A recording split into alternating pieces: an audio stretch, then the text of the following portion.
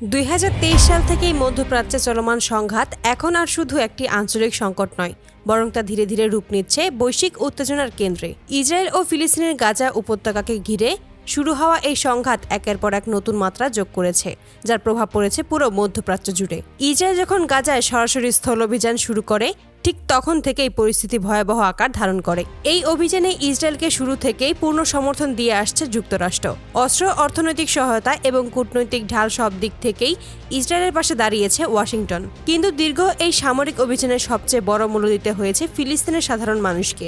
বিভিন্ন আন্তর্জাতিক মানবাধিকার সংস্থার তথ্য অনুযায়ী এই সংঘাতে এখন পর্যন্ত লক্ষাধিক নিরীহ ফিলিস্তিনি নিহত হয়েছেন। নিহতদের মধ্যেই নারী ও শিশুর সংখ্যা ছিল 60%-এরও বেশি। শিশুদের ওপর নির্বিচারে বিমান হামলা, নারীদের ওপর সহিংসতা এবং সাধারণ মানুষের ঘরবাড়ি ধ্বংসের দৃশ্য বিশ্বজুড়ে তীব্র প্রতিক্রিয়ার সৃষ্টি করেছে। শুধু তাই নয়, অভিযানের সময় ইসরায়েলি বাহিনীর বিরুদ্ধে ত্রাণবাহী গাড়ি, মেডিকেল টিম এবং অ্যাম্বুলেন্স লক্ষ্য করে হামলা চালানোর অভিযোগও উঠে আসে। ফলে গাজা উপত্যকায় তৈরি হয় এক ভয়াবহ মানবিক বিপর্যয়। খাদ্য, বিশুদ্ধ পানি ও চিকিৎসা সেবার অভাবে লাখো মানুষ চরম দুর্ভোগে পড়েছে। হাসপাতালগুলোতে নেই প্রয়োজনীয় ঔষধ, বিদ্যুৎ ও জ্বালানি। শিশুদের অনেকেই অনাহারে মৃত্যুর মুখে পড়েছে।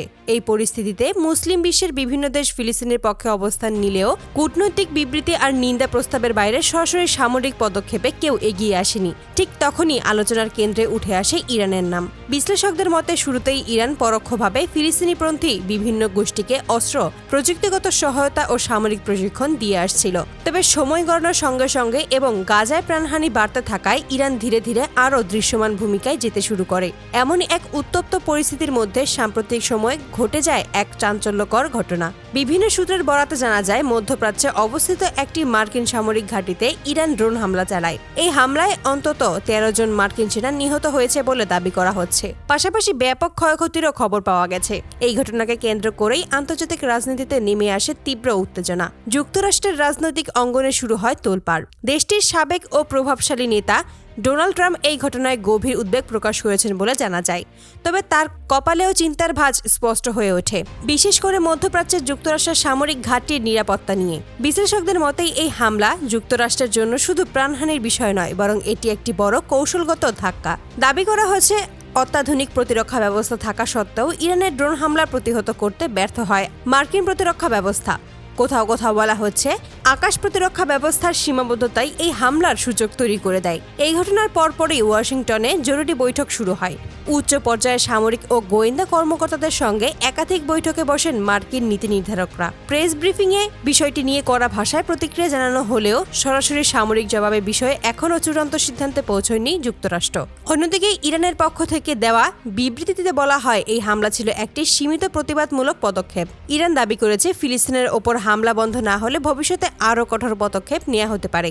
ইরানের ভাষ্য অনুযায়ী তারা যুদ্ধ চায় না, তবে নিরীহ মানুষের ওপর নির্যাতনের বিরুদ্ধে চুপ থাকতেও রাজি নয়। এই পরিস্থিতিতে মধ্যপ্রাচ্য জুড়ে নতুন করে যুদ্ধের আশঙ্কা দেখা দিয়েছে।